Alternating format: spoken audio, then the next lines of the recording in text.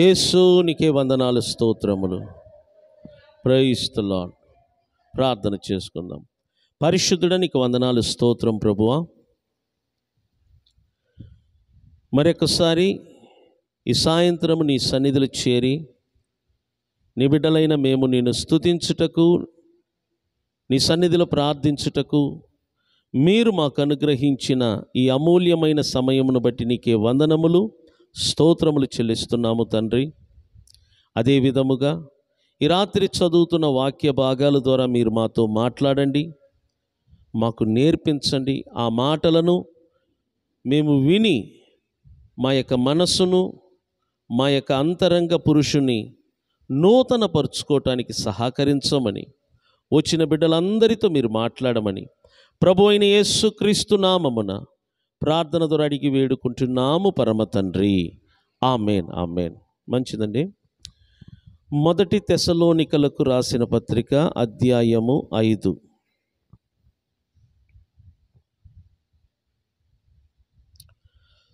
చూడండి, దేవుని వాక్యం అనేది చాలా ప్రాముఖ్యమైనది. దేవుని వాక్యమును చదవటం వలన దేవుని మనస్సులో ఉన్న తలంపులను, ఆలోచనలను మనం తెలుసుకోగలము. చాలామంది దేవుని వాక్యమును నిర్లక్ష్యం చేస్తారు చదవటానికి, వినటానికి. కారణం ఏంటంటే తెలియకపోవటం. దేవుని వాక్యం అంట దేవుని మనసులో ఉన్న తలంపులంట.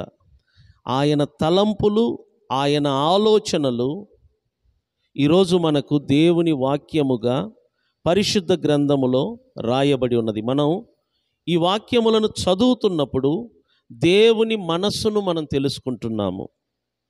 ఈ వాక్యములను చదువుతున్నప్పుడు మన గురించి దేవుడు తన మనస్సులో ఏమని ఆలోచిస్తున్నాడు, మన గురించి, మన కుటుంబం గురించి, ఆయన మనస్సులో ఉన్న తలంపులు ఏంటో మనం తెలుసుకోవచ్చు. అందువలన చదువుతున్న ఒక్కొక్క వాక్యం చాలా ప్రాముఖ్యమైనది, చాలా విలువైనది. అందుకనే వాక్యం చదువుతున్నప్పుడు దయచేసి బైబిల్ని జాగ్రత్తగా మీరు కూడా చూడండి, మీరు కూడా చదవండి. అప్పుడు దేవుని యొక్క మనసులో ఉన్న తలంపులు, దేవుని మనసులో ఉన్న ఆలోచనలు ఏంటో మీకు అర్థమవుతుంది. ఈరోజు 5వ అధ్యాయములో 3వ వాక్యము నుంచి చదువుకుందాం. మొదటి తెస్సలోనికలకు రాసిన పత్రిక అధ్యాయం 5:3 నుంచి నేను చదువుతాను.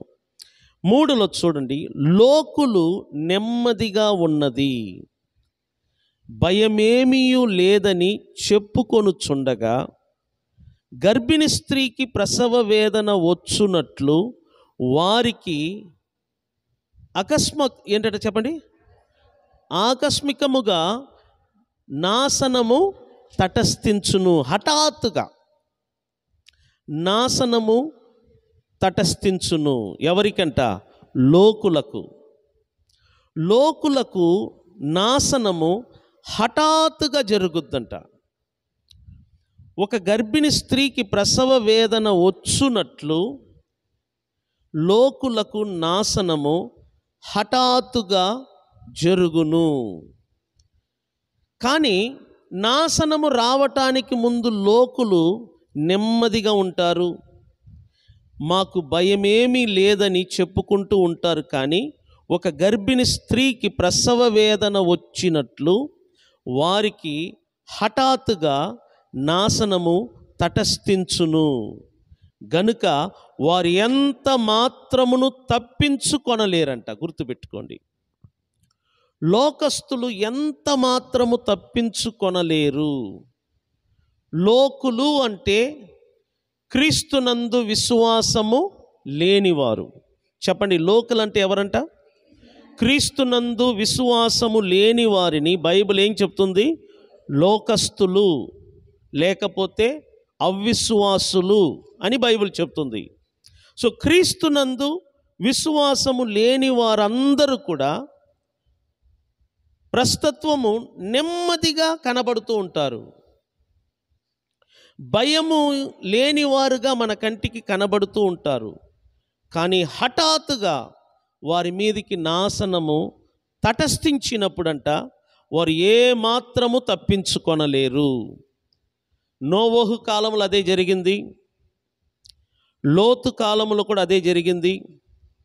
లోతు కాలములో, నోవహు కాలములో మీరు చూస్తే వారు ప్రశాంతంగా జీవిస్తున్నారు, భయమేమీ లేకుండా జీవిస్తున్నారు, తినుచు త్రాగుచు సుఖించుచు వారికి నచ్చినట్లుగా జీవిస్తూ ఉన్నారు. కానీ బైబిల్ అంటుంది జలప్రలయము వచ్చి హఠాత్తుగా ఆ ప్రపంచాన్ని ఏం చేసిందంట? నాశనం చేసింది.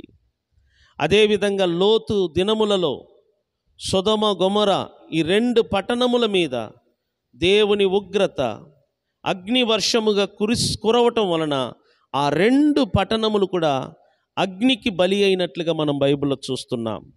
అదేవిధంగా ఈ చివరి రోజుల్లో కూడా క్రీస్తునందు విశ్వాసము లేనివారు మన కంటికి నెమ్మదిగా కనబడవచ్చు, భయమేమీ లేకుండా వారు బ్రతకవచ్చు. కానీ ఒక గర్భిణీ స్త్రీకి ప్రసవ వేదన వచ్చినట్లుగా నాశనము హఠాత్తుగా వారి మీదికి వచ్చును. వారు ఏ మాత్రము ఏమవరంట? తప్పించుకొనలేరు. గుర్తుపెట్టుకోండి. 4వ వాక్యం, సహోదరులరా, ఆ దినము దొంగ వలె మీ మీదికి వచ్చుటకు మీరు చీకటిలో ఉన్నవారు కాదు. గుర్తుపెట్టుకోండి, మనము చీకటిలో ఉన్నవారము కాము. మనం ఎవరంట? చెప్పండి, మాట్లాడండి. మనం ఎవరంట? మనము చీకటిలో ఉన్నవారము కాము. మనము చీకటిలో ఉన్నవారము కాము. మరి మనం ఎవరు?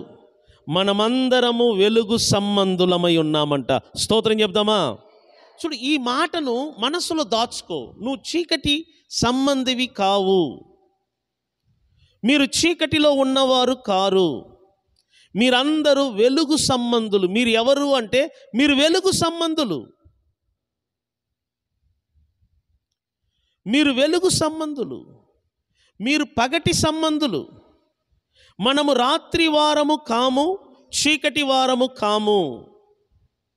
గుర్తుపెట్టుకోండి, మనము చీకటి సంబంధులము కాము, మనము రాత్రి వారము కాము, మనము చీకటి వారము కాము. మరి మనం ఎవరు అంటే మనము వెలుగు సంబంధులము, పగటి సంబంధులము. చెప్పండి, ఎవరంటే చెప్పండి. ఏంటి చీకటి సంబంధులకు వెలుగు సంబంధులకు మధ్య ఉన్న తేడా? పగటివారు రాత్రివారు, వీరి మధ్య ఉన్న తేడా ఏంటి? రాత్రివారు వెలుతురు లేకుండా బ్రతకలేరు, తడువులాడుతూ ఉంటారు చీకటిలో.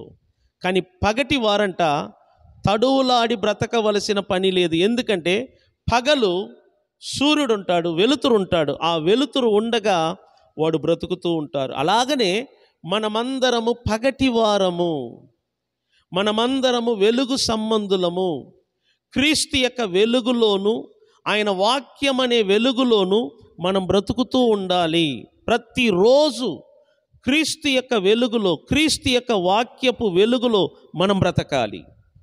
ఎప్పుడు క్రీస్తు యొక్క వాక్యపు వెలుగుకు మనం దూరం అవుతామో మన కుటుంబము, మన మనసు, మన ఇల్లు చీకటి మయముగా మారిపోతుంది. ఎప్పుడు చీకటి మయముగా మారిపోతుందో మనమంట తడువులాడుతూ బ్రతుకుతామంట. అంటే ఎటువైపు వెళ్ళాలనో మనకు తెలియదు. కాబట్టి ఈ మాటలను మీరు అండర్లైన్ చేయండి. మీరు ఎవరు అనగా మీరు వెలుగు సంబంధులు. చెప్పండి, మీరు ఎవరంట? మీతో మీరు చెప్పండి, మీరు ఎవరు? ప్రతిరోజు నీ లోపల నువ్వు చెప్పుకుంటుండు, నేను ఒక వెలుగు సంబంధి, నేను పగటి వారము, నేను వెలుగులో ఉన్నాను, క్రీస్తు అనే వెలుగులో ఉన్నాను, వాక్యపు వెలుగులో ఉన్నాను, నేను ఒక వెలుగు సంబంధి. మేము చీకటి వారము కాము, మేము రాత్రి వారము కాము, మేము పగటి వారమై ఉన్నాము, మేము వెలుగు సంబంధులమై ఉన్నాము, మేము దేవుని సంబంధులము, క్రీస్తు సంబంధులము. ఈ విధంగా దేవుని మాటలను మనలో మనము ఉచ్చరిస్తూ ఉండాలి. ఎందుకు అంటే సామెతలో ఒక మాట ఉన్నది, ఒకడు తన నోటి మాటల చేత పట్టబడతాడంట. కాబట్టి నీ మాటలే నిన్ను ఏం చేస్తుందంట? పట్టుకుంటుంది కనుక నీ మాటలు ఎలా ఉండాలంటే పాజిటివ్గా ఉండాలా. నీ మాటలు దేవుని వాక్యములో నింపబడి ఉండాలా. అందుకనే నేను చెప్తున్నాను, ప్రతిరోజు దేవుని మాటలను మీ నోటితో పలుకుతూ ఉండండి. మీరు చీకటి వారు కాదు, మీరు రాత్రికి సంబంధించిన వారు కాదు, మీరు వెలుగు సంబంధులు, మీరు పగటి సంబంధులు. బైబిల్ ఏమంటుందో మరొకసారి చూడండి. మీరందరూ వెలుగు సంబంధులను పగటి సంబంధులనై ఉన్నారు. మనము రాత్రి వారము కాము, చీకటి వారము కాము. కావున ఇతరుల వలె నిద్రపోక మెలకుగా ఉండి మత్తులము కాక ఉందుము. ఎలా ఉండాలంట దేవుని బిడ్డలైన మనం? ఇతరుల వలె మనం ఏం పోకూడదంట? నిద్రపోకూడదని కాదు సుమా. దాని అర్థం ఏంటంటే మెలకుగా ఉండండి అని అర్థం. మత్తు లేకుండా ఉండటం. తాగినవాడు చూడండి, ఆ మత్తు వలన వాడు చుట్టూ ఏం జరుగుతుందో వాడికి తెలియదు. తాగిన మత్తులో వాడు ఏం చేస్తాడో వాడికి తెలియదు. ఆ మత్తు వాడిని పూర్తిగా నిద్రమత్తులో పడవేస్తుంది. అందువలన తన చుట్టూ ఏం జరుగుతుందో అతనికి తెలియదు. గుర్తుపెట్టుకొని, మత్తులో ఉన్నవాడికి మత్తులో లేని వాడికి తేడా ఏంటంటే, మత్తులో ఉన్నవాడికి తన చుట్టూ ఏం జరుగుతుందో వాడికి తెలియదు. మనం వాడిని కొట్టినా నొప్పి అనిపించదు. వాడికి ప్రపంచమంతటా తేలుతున్నట్టుగా ఉంటుంది. ఎందుకంటే మత్తు అనేది ఒక నిద్ర. గుర్తుపెట్టుకోండి, నిద్ర పోవద్దని బైబిల్ చెప్పలా. మత్తులో ఉండకూడదు అంటే నీ చుట్టూ ఏం జరుగుతుందో తెలుసుకోకుండా నువ్వు ఉండకూడదు. అలర్ట్గా ఉండాలా. దేవుని బిడ్డలు ఎప్పుడు కూడా చాలా అలర్ట్గా ఉండాలి. మన చుట్టూ ఏం జరుగుతుంది, ఈ ప్రపంచంలో ఏం జరుగుతుంది, ఈ సృష్టిలో ఏం జరుగుతుంది, ఇవన్నీ కూడా మనము అలర్ట్గా పరిశోధిస్తూ ఉండాలా. ఎందుకంటే మనము నిద్రపోవుటకు మనము రాత్రి వారము కాము. దేవుని బిడ్డలైన మనము మెలకుగా ఉండాలా. మత్తు లేకుండా మెలకుగా ఉండాలా. మన చుట్టూ ఏం జరుగుతుందో, మన ఇంటి చుట్టూ ఏం జరుగుతుందో, కుటుంబంలో ఏం జరుగుతుందో, పిల్లల మధ్య ఏం జరుగుతుందో, గ్రామంలో ఏం జరుగుతుందో, ప్రపంచంలో ఏం జరుగుతుందో మెలకుగా ఉండి మనము పరిశోధిస్తూ ఉండాలి. బైబిల్ అదే చెప్తుంది, ఇతరుల వలె నిద్రపోక మెలకుగా ఉండి మత్తులము కాక ఉందుము. 7వ వాక్యం, నిద్రపోవు వారు రాత్రి వేళ నిద్రపోవుదురు, మత్తుగా ఉండువారంట రాత్రి వేళ ఎలా ఉంటారంట? మత్తుగా ఉంటారు. కాబట్టి వారి చుట్టూ ఏం జరుగుతుందో వారికి తెలియదు. మత్తుగా ఉండువారు రాత్రి వేళ మత్తుగా ఉందురు.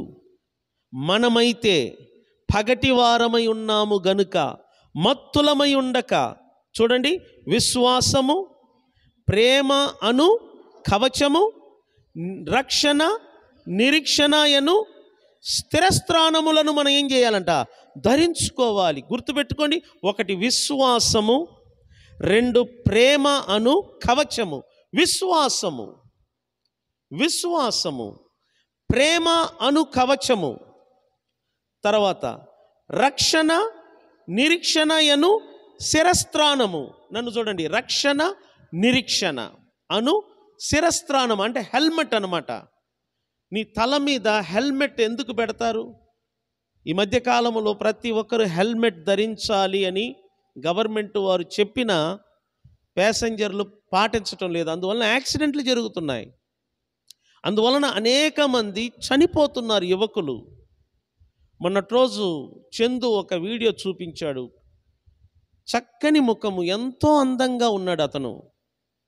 కానీ బండిలో వెళ్తున్నప్పుడు సెల్ఫీ తీసుకోవటం వలన అక్కడ ఏదో ఒక లారీ వచ్చి డాష్ ఇవ్వటం వలన అక్కడికక్కడే అతను చనిపోయాడు. ఎంత అందంగా ఉన్నాడు, చిన్నవాడు. హెల్మెట్ అందుకే ధరించమంటారు. హెల్మెట్ ఏం చేస్తుందంటే మన తలను కాపాడుతుంది. తల విలువైనది, ఎందుకంటే తలలోనే విలువైన అవయవాలు ఉన్నాయి. బ్రెయిన్ విలువైనది, కన్ను, ముక్కు, నోరు ప్రతిదీ ఈ భాగములోనే ఉంటుంది. కాబట్టి ఈ భాగాన్ని రక్షించటానికి హెల్మెట్ ధరించాల. హెల్మెట్ అనే పదాన్ని తెలుగులో శిరస్త్రాణము అని రాయబడి ఉంది. ఏమని రాయబడి ఉంది తెలుగులో? అంటే నీ తలను కాపాడే ఒక ఆయుధం అది. నీ తలను కాపాడే ఒక ఆయుధం శిరస్త్రాణము, అది నువ్వు ధరించాలా. దాని వలన నీ కలిగే లాభం ఏంటంటే నీ తలను కాపాడుతుంది.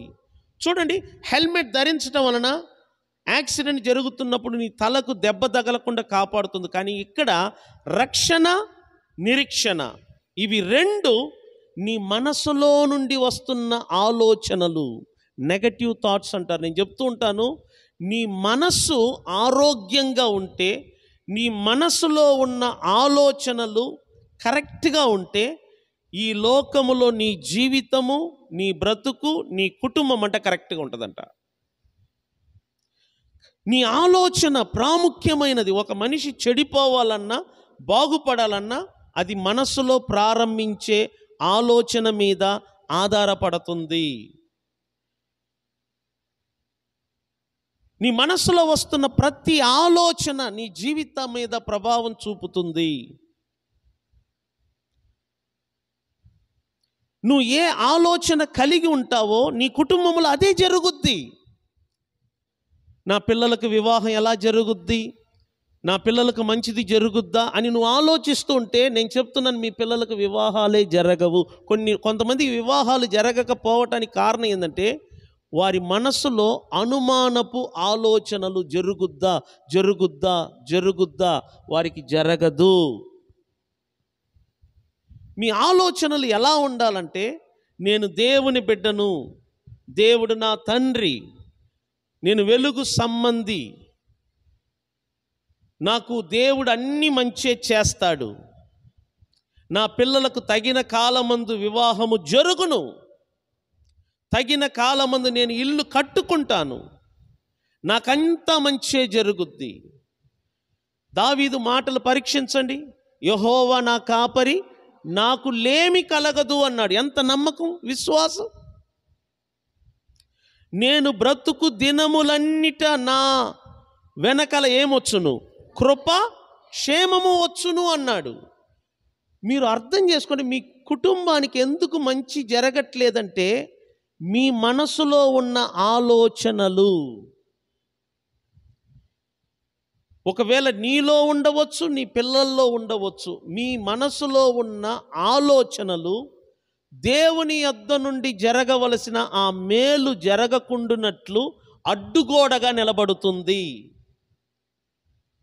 వాటర్ పైపులో నలకలుంటే నీరు రాదు.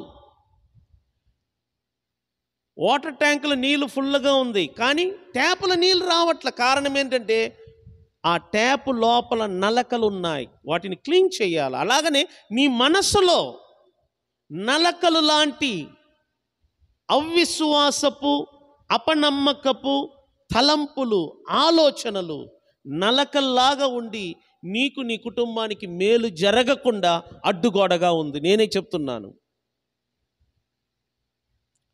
నీ మనసులో ఉన్న అనుమానపు తలంపులు, అనుమానపు ఆలోచనలు తీసివేయి. నువ్వు దేవుని బిడ్డవు. దేవుడు నీకు మేలు చేయాలనుకుంటున్నాడు, నీ కుటుంబానికి మేలు చేయాలనుకుంటున్నాడు, మిమ్మలను తలగా చేయాలనుకుంటున్నాడు, మిమ్మలను ఉన్నతంగా ఉంచాలనుకుంటున్నాడు, మీ పిల్లలను హెచ్చించాలనుకుంటున్నాడు.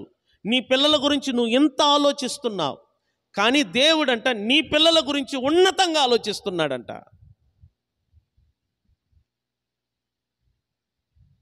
అందుకే దేవుడు అన్నాడు, మీ తలంపులు వేరు, నా తలంపులు వేరు, మీ ఆలోచనలు వేరు, నా ఆలోచనలు వేరు.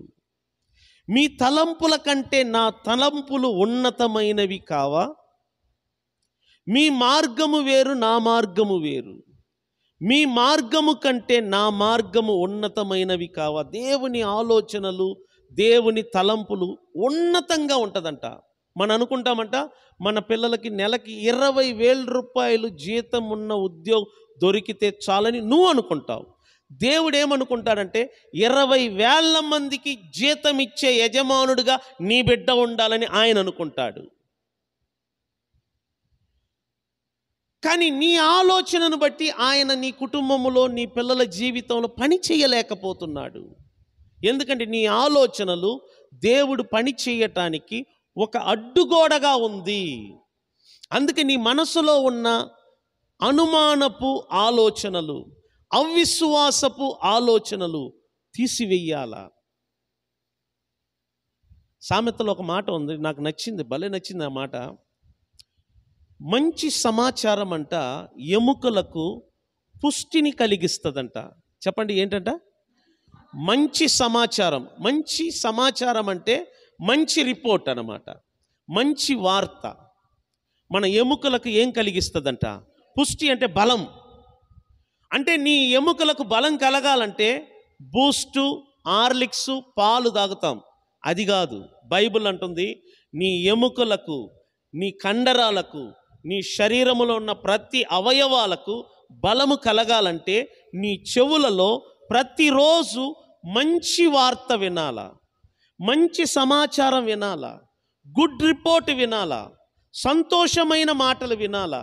ఈ మాటలు నీ చెవులలో దూరి నీ మనసులో పనిచేస్తూ, నీ అంతరంగ ఆత్మలో పనిచేస్తూ నీ సర్వ శరీరానికి బలమును, శక్తిని అనుగ్రహిస్తుందంట. అందుకని నేనేమంటానంటే, మీరు ఉదయం లేచినప్పటి నుంచి రాత్రి పడక మీద వెళ్ళేంత వరకు నువ్వు వింటున్న సమాచారం, నువ్వు వింటున్న మాటలు, నువ్వు వింటున్న ఆ యొక్క వార్తలు చాలా ఇంపార్టెంట్.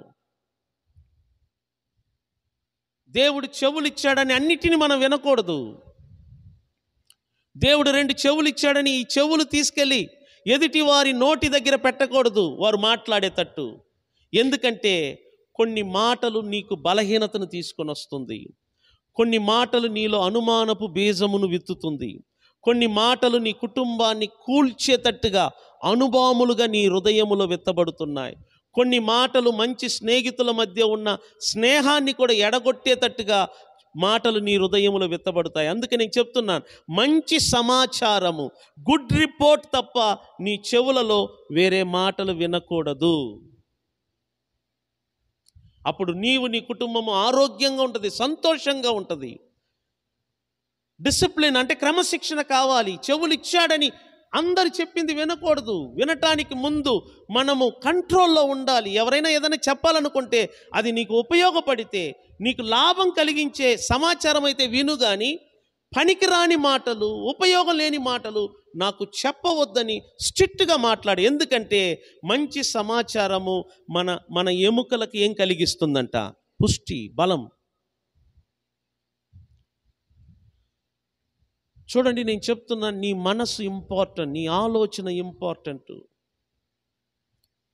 దేవుని యొక్క కన్నులంట ఎప్పుడు నీ మనసు మీదనే ఉంటుందంట. దేవుని కన్నులు నీ మైండ్ను చూస్తూ ఉంటాడు, నీ ఆలోచనలను చూస్తూ ఉంటాడు. ఆయన కన్నులు నీ ఆలోచనలను చూస్తూ ఉంటాడు, ఆయన చెవులు నీ నోటి నుండి వస్తున్న మాటలను వింటుంటాడు. మనస్సు, నోరు 2 కనెక్షన్ అన్నమాట.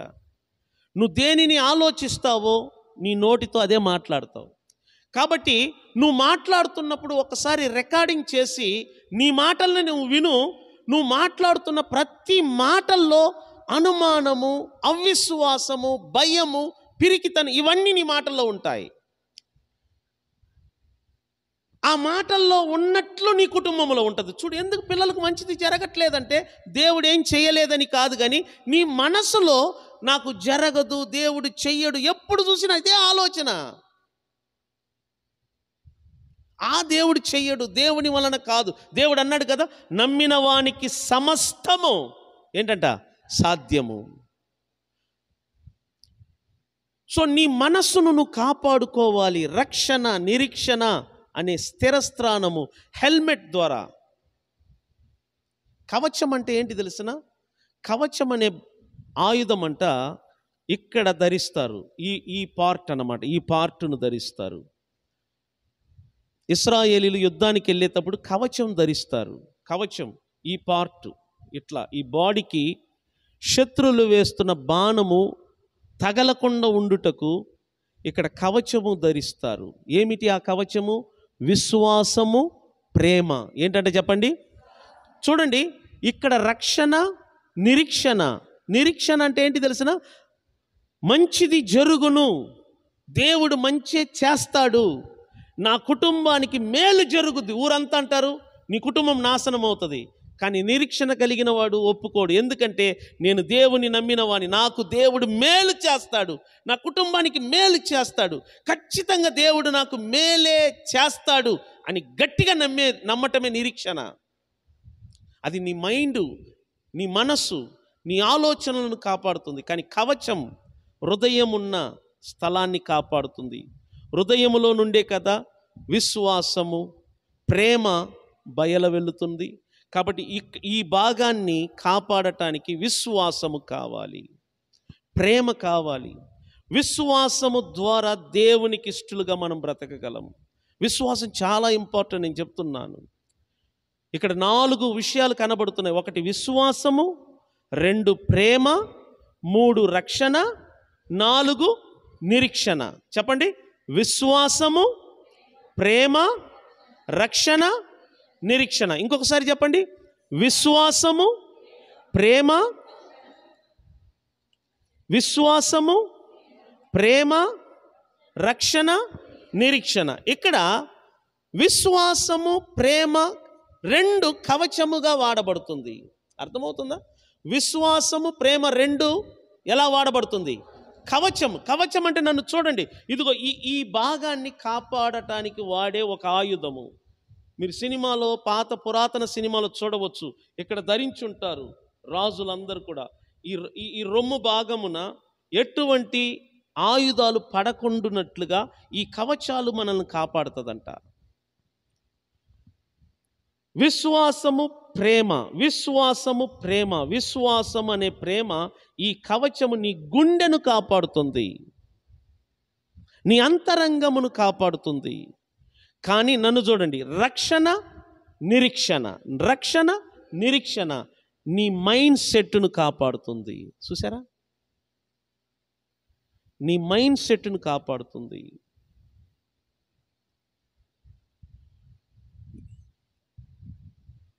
ప్రేమ, విశ్వాసము నీ అంతరంగ భాగాన్ని కాపాడుతుంది, నీ అంతరంగ ఆత్మను కాపాడుతుంది. కానీ రక్షణ, నిరీక్షణ నీ మైండ్ సెట్ను కాపాడుతుంది. పనికిరాని ఆలోచనలు రానియకుండా ఈ నిరీక్షణ, రక్షణ అనే స్థిరస్థానం అంటే హెల్మెట్ నీ తలను కాపాడుతుంది. అర్థం చేసుకో. దేవుడు అందరికి మంచి చేస్తాడు. నేను చెప్తున్నాను, దేవుడు మనకు మంచి చేస్తాడు తప్ప కీడు చెయ్యడు. ఎందుకంటే బైబిల్ ఉంది కదా, మనమందరము దేవుని వలన నియమించబడ్డాము. ఎందుకు? ఉగ్రత పాలగుటకు నియమించబడ్డామా? యేసుక్రీస్తు ద్వారా రక్షణ పొందుటకు నియమించబడ్డామా? సో ఇప్పుడు చెప్పండి, దేవుడు మనకు మేలు చేయాలనుకుంటున్నాడా, కీడు చేయాలనుకుంటున్నాడు? నేను చెప్తున్నాను, నీకు, నీ కుటుంబానికి మేలు జరుగుద్ది. కానీ కీడు జరిగితే సైతాను వలన కాదది, నీ ఆలోచనే నీ కుటుంబానికి కీడు తీసుకొని వస్తుంది. చాలామంది అంటారు, సైతాను వలన నా ఇంటికి కీడు జరుగుతుంది, సైతాను వలన నా ఇంటికి చెడు జరుగుతుంది. బైబిల్ అంటుంది, యేసు తన మరణము ద్వారా అపవాది అయిన సాతాను యొక్క తలను ఏం చేశాడంట? చితకు తొక్కాడంట. వాడి పని అయిపోయింది. కానీ నీకెందుకు కీడు జరుగుతుంది?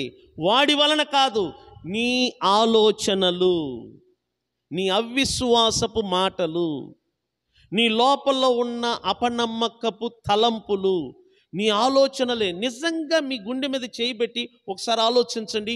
పండుకుంటున్నప్పుడు నా పిల్లలు ఏమవుతారో, మా అబ్బాయి ఏమవుతాడో, మంచిది జరుగుద్దా, మా పిల్లలకు పెళ్ళిళ్ళు జరుగుద్దా, మా అమ్మాయికి మంచి జీవితము దొరుకుద్దా, ఇంతకు మాకు మంచి జరుగుద్దంటావా? రేపు నాకు ఏదైనా అయితే నా పిల్లల సంగతి ఏంటి? నేను చనిపోతే మా పిల్లల్ని ఎవరు చూసుకుంటారు? ఇవన్నీ మీకు అవసరమా? మోషే అదే అంటున్నాడు, ఇంతమందిని నేను ఎక్కడ పోషించగలను? ఇంతమందికి మాంసాహారము నేను ఎక్కడి నుంచి తేగలను? మోషే ఏమనుకుంటున్నాడు? వీళ్ళందరినీ నేనే పోషించాలనుకుంటున్నాడు, వీళ్ళందరికీ నేనే మాంసం పెట్టాలనుకుంటున్నాడు. అప్పుడు దేవుడు ఏమన్నాడు? మోషే, యెహోవా హస్తము కొరచకాలేదు. నువ్వెందుకు అలా ఆలోచించుకుంటున్నావు? నువ్వే బరువు మోస్తున్నట్లుగా ఇశ్రాయేలీలందరినీ నువ్వే పోషించాలి, నువ్వెందుకు ఆలోచిస్తున్నావు? నీ వెనకాల నేనున్నాను కదా, నాకు చేత కాదా? నా వలన కాదా? నిన్ను పిలిచిన వాడిని నేను కదా, నీకు బాధ్యతను పదవిని ఇచ్చిన వాడిని నేను కదా. నువ్వు ఒక సాధారణమైన మనిషివి, ఇతరులను నువ్వు ఎలా పోషించగలవు? పోషించగలిగిన సత్తా దేవుడైన నాకు తప్ప ఎవరికి లేదని అక్కడ దేవుడు రుజువు చేసుకున్నాడు. మనం చూడు, దేవుణ్ణి పక్కన పెట్టి మనం లేకపోతే పిల్లలు లేరన్నట్టుగా, కుటుంబం లేనట్టు మనం అలా అనుకుంటున్నాం తప్ప అది నిజం కాదు. దేవుడంట మన ద్వారా మన బిడ్డలను పోషిస్తాడంట, మన ద్వారా మన బిడ్డలను పైకి లేపుతాడంట. దేవుడు మన బిడ్డలను పైకి లేపటానికి తల్లిదండ్రులను వాడుకుంటున్నాడు అంతే.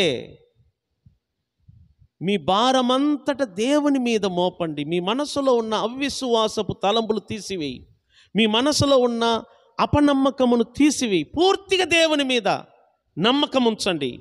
ఎందుకంటే మనం ఉగ్రత పాలగుటకు దేవుని చేత నియమింపబడలేదు, కానీ యేసుక్రీస్తు ద్వారా మనమందరము ఏం పొందుటకంట?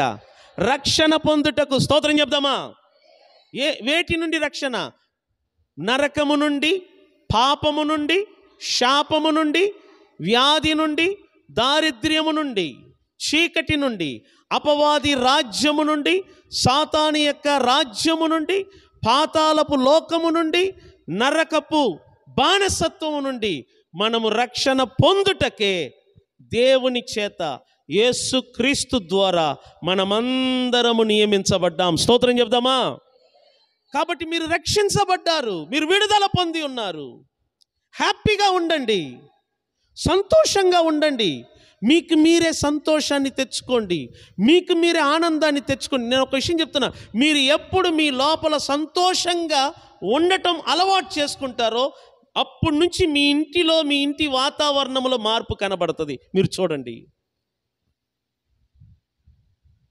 మీకు మీరే మార్పు తెచ్చుకో. ఇంట్లో సంతోషంగా గడుపు, ఇంట్లో దేవుని పాటలు పాడుతూ గడుపు. పక్కన వాళ్ళకి కూడా ఆశ్చర్యం కలగాల, ఏమైంది నీకు? అప్పుడు నువ్వు సమాధానం చెప్పాలా? నేను యేసుక్రీస్తు ద్వారా రక్షణ పొందుటకు దేవుని చేత నియమించబడ్డాను. ఇక నేను ఎవరికి దేనికి బానిసను కాదు. నా పిల్లల గురించి నాకు భయం లేదు, రేపటి దినము గురించి నాకు భయం లేదు, వారి భవిష్యత్తు గురించి భయం లేదు, వారి వివాహం గురించి భయం లేదు, వారి పిల్లలు తరతరాల గురించి భయం లేదు. ఎందుకంటే దేవుడు మమ్మలను నియమించాడు రక్షణ పొందుటకు. ఆయనే చూసుకుంటాడు, ఆయనే చూసుకుంటాడు. ఆయన మీద నేను భారం మోపాను, ఇక నుంచి నేను దిగులు చింత కలిగి ఉండను. నా తండ్రి ఉన్నాడు, నా తండ్రి సింహాసనములో ఎల్లప్పుడూ కూర్చొని ఉన్నాడు, ఆయన సృష్టిని పరిపాలిస్తున్నాడు. నా అక్కరలు, నా అవసరతలు ఆయన ఎరిగి ఉన్నాడు. నాకు భయము లేదు, భయము లేదు, భయము లేదు. చూడు, లోకులే భయము లేదని ఉంటే దేవుని బిడ్డలు మనం ఎలా ఉండాలంట? లోకులు భయముతో ఉన్నారా, భయము లేకుండా ఉన్నారంట? ఇప్పుడు దీన్ని బట్టి అర్థం చేసుకో, దేవుని బిడ్డల కంటే ఎక్కువగా ధైర్యంగా బ్రతికేది ఎవరంట? లోకులు. దేవుని బిడ్డలందరూ చూడు దిగులు చింత బాధ కలిగి ఉంటే, దేవుని బిడ్డలు కాని వారంట నెమ్మదిగా ఉంటున్నారంట, ఏ భయము లేదని ఉంటున్నారంట. అసలైతే మనం ఉండాలట నెమ్మదిగా, భయం లేకుండా మనం ఉండాలా. ఇక్కడ రివర్స్ కనబడుతుంది. లోకులు భయం ఏమీ లేదు అని నెమ్మదిగా బ్రతుకుతున్నారు. దేవుని బిడ్డలంట భయముతోనూ చింతతోనూ బాధతోనూ బ్రతుకుతున్నారు. కారణం దేవుని శక్తిని తెలుసుకోకపోవటం. నేను చెప్తున్నాను ప్రియులారా, అర్థం చేసుకో. పరిశుద్ధాత్మ దేవుడు మనతో మాట్లాడుతున్నాడు. మీరు యేసుక్రీస్తు ద్వారా రక్షణ పొందుటకై దేవుని చేత నియమించబడ్డారు. మీరు ఉగ్రత పాలగుటకు నియమింపబడలేదు, కానీ యేసుక్రీస్తు ద్వారా రక్షణ పొందుటకే దేవుడే మనల్ని ఏం చేశాడంట? నియమించాడు. ఎల్లప్పుడూ మన హృదయంలో విశ్వాసము, ప్రేమ అనే కవచము ధరించుకొని ఉండాలి. నీ తల, నీ మనస్సు రక్షణ, నిరీక్షణ అనే స్థిరస్థానమును మీరు ధరించుకొని ఉండాలి. మైండ్లో ఏ ఆలోచన రాకుండా మీరు కాపాడుకోండి. ఎందుకంటే మీ మనసులో వస్తున్న ఆ ఆలోచనలు దేవుడు పని చెయ్యకుండానట్లుగా అడ్డుగోడగా ఉన్నది. ఇదిగో రేపు డబ్బులు నీకు ఏదైనా అవసరత ఉందనుకో, దాని గురించి నువ్వు ఎక్కువగా ఆలోచించాల్సిన పని లేదు. ఎందుకంటే మీరు అడగటానికి ముందే మీ అక్కరలనన్నీ దేవుడేమై ఉన్నాడంట కదా. అదే కదా యేసేమన్నాడు, మీ పరలోకమందున్న తండ్రి మీరు అడగక మునిపే మీ అక్కరలన్నీ ఆయనకు తెలుసంట. అంటే రేపు నీకు ఎంత అవసరమో ఎంత కావాలనో ఆయనకు తెలుసు కనుక నీ అక్కరలను ఎరిగిన తండ్రి అంట ఏ విధముగా అయినా ఏ మనిషి ద్వారా అయినా నీ అవసరతను నీ అక్కరలను ఆ టయానికి నీకు అందిస్తాడు. మీరు అనవసరంగా ఆలోచించుకుంటూ మీ ఆరోగ్యాన్ని పాడు చేసుకోగాకండి. ప్రశాంతంగా నెమ్మదిగా ఉండండి, ఏ భయము లేకుండా ఉండండి. మీ కుటుంబంలో దేవుడు అద్భుత ఆశ్చర్య కార్యాలు చేస్తాడు. నమ్మినట్లయితే 2 చేతులు పైకెత్తి గట్టిగా దేవుని స్తోత్రం చెప్దామా? హల్లెలూయా. లేచి నిలబడదాము. వినిన ఈ మాటలను బట్టి మనస్ఫూర్తిగా కొద్ది క్షణం ప్రార్థన చేద్దాం. దేవుడు మనతో మాట్లాడాడు ఈ రాత్రి కూడా. ఇదిగో నీకు విశ్వాసము, ప్రేమ అనే కవచమును నువ్వు ధరించుకొని ఉండాలి. రక్షణ, నిరీక్షణ అనే శిరస్త్రాణము, హెల్మెట్ను మీరు ధరించుకోవాలి.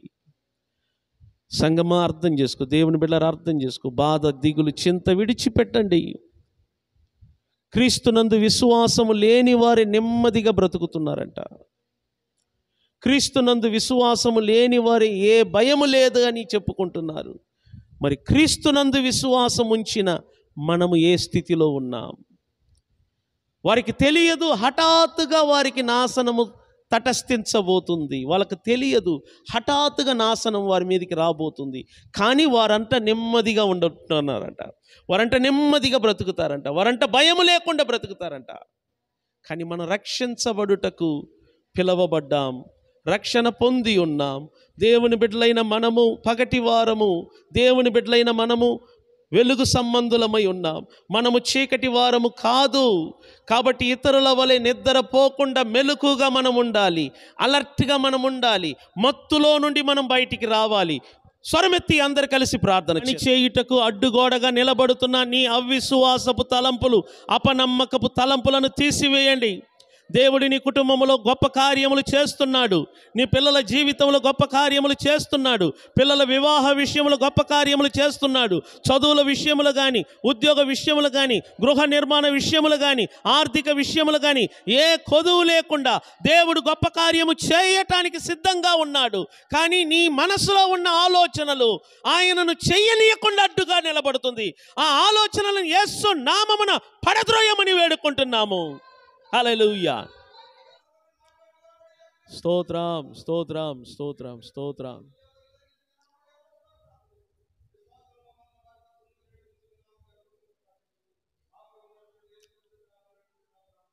ఆమేన్. తండ్రి నీకు వందనాలు, స్తోత్రములు.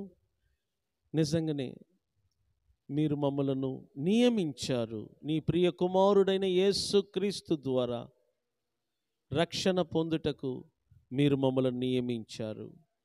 అందును బట్టి నేను స్తుతిస్తున్నాం. మా పట్ల మీ ఉద్దేశం, మా పట్ల మీ ప్రణాళిక ఎంతో ఉన్నతమైనది. మా పట్ల మీ చిత్తము, మీ ఉద్దేశము నెరవేర్చమని వేడుకుంటున్నాము. ఒకవేళ దానికి ఆటంకంగా మాలో ఉన్న అవిశ్వాసపు తలంపులు, ఆలోచనలు ఉన్నట్లయితే యేసు నామమున వాటిని తీసివేయండి. ఇప్పుడే మా యొక్క ఆలోచనలు, మా తలంపులు నూతన పరచబడునుగాక నేను ఆజ్ఞాపిస్తున్నాము తండ్రి. ప్రతి కుటుంబంలో ఒక నూతన కార్యము జరుగునుగాక. ప్రతి బిడ్డల యొక్క జీవితంలో ఒక నూతన కార్యము జరుగునుగాక. నూతనమైన దీవెనలు జరుగునుగాక. నూతనమైన ఐశ్వర్యము కలుగునుగాక అని ప్రకటిస్తున్నాము. నీ బిడ్డలు తిరిగి వెళ్తున్నప్పుడు తోడుగుండండి. ఈ రాత్రి మంచి నిద్రను దయచేయండి. మరలా రేపు ఉదయం నీ బిడ్డలు పనులకు వెళ్తున్నప్పుడు వారి రాకపోకలు తోడుగుండి మరలా నీ సన్నిధికి వచ్చి నీ మాటల ద్వారా బలపరచబడుటకు సహకరించమని ప్రభువైన యేసుక్రీస్తు నామమున ప్రార్థన ద్వారా అడిగి వేడుకుంటున్నాము పరమ తండ్రి. ఆమేన్. మన తండ్రి అయిన దేవుని ప్రేమ, ప్రభు అయిన యేసుక్రీస్తు యొక్క కృప, పరిశుద్ధాత్మ అన్యోన్య సహవాసము కూడి వచ్చిన మనందరికీ తోడై ఉండి నడిపించును గాక. ఆమేన్. యేసు రక్తమే చేయం, సిలువ రక్తమే చేయం. ప్రభు అయిన యేసుక్రీస్తు నామమునకు మహిమ, ఘనత, ప్రభావములు కలుగును గాక. చేతుల పైకెత్తి స్తోత్రం చెప్దామా? హల్లెలూయా, హల్లెలూయా.